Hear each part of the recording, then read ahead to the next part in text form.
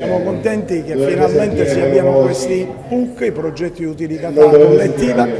che riguardano tutto il distretto di Sei, di cui Ribera è il comune capofila, che vedrà impegnata a regime circa 165-170 soggetti che si occuperanno di vari progetti che vanno dalla pulizia delle strade e delle piazze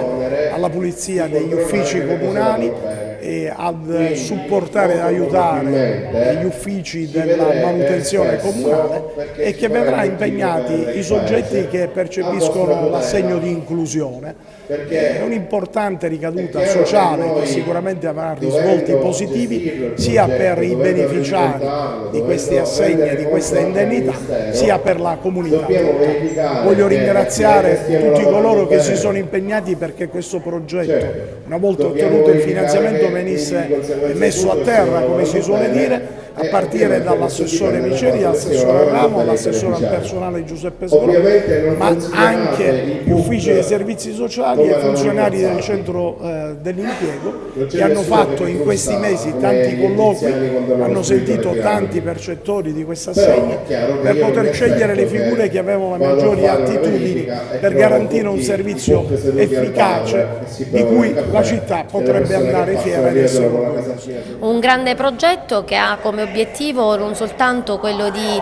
creare un servizio di pubblica utilità sul territorio, quindi la cura, la prevenzione, la pulizia e il decoro del nostro territorio, ma anche un altro grande significato sociale, che è quello di dare la possibilità ai beneficiari, ai soggetti ADI o SFL, di mettere in campo le proprie competenze, considerarsi soggetti attivi di una politica attiva che presta un servizio concreto sul proprio territorio di appartenenza. In questo momento parte il progetto nella giornata di oggi e parte a ranghi ridotti, perché in questo momento abbiamo a disposizione circa 50 soggetti che hanno già fatto il corso della sicurezza con una delle due APL che sono state incaricate da parte del Comune di gestire tutto il servizio,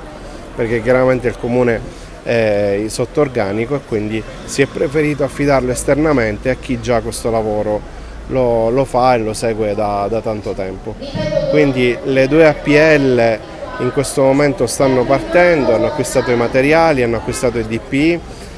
hanno iniziato a fare i corsi sulla sicurezza, per cui i primi 51 hanno finito i corsi e oggi effettivamente iniziano le attività, per cui hanno firmato il registro, gli è stata spiegata l'attività lavorativa che andranno a svolgere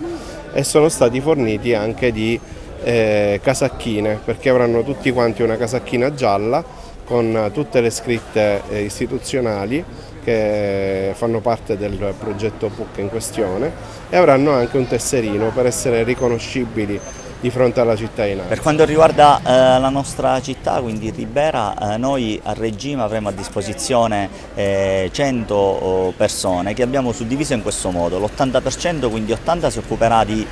pulizia delle strade, del centro urbano e delle località balneari annesse le spiagge. Il 20%, quindi 20 persone, si occuperanno invece di viabilità, manutenzione, quindi andranno in supporto al nostro ufficio manutenzione, e pulizia degli uffici comunali. Per quanto riguarda la pulizia esterna, questo è un progetto al quale noi teniamo molto, era nel programma elettorale del sindaco Ruvolo, l'attivazione degli operatori di quartiere. Ribera è una città molto difficoltosa anche sotto questo aspetto, nel senso che è estesa, è una città molto ampia, quindi abbiamo cercato di suddividere la città in quartieri, in zone, all'interno della quale inseriremo diverse unità.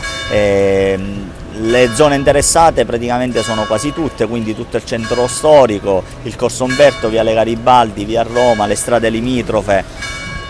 la via Marconi, poi abbiamo inserito le piazze, il nostro cimitero, gli impianti sportivi, i parco giochi, quindi abbiamo cercato di sviluppare un programma che interessi tutta la città.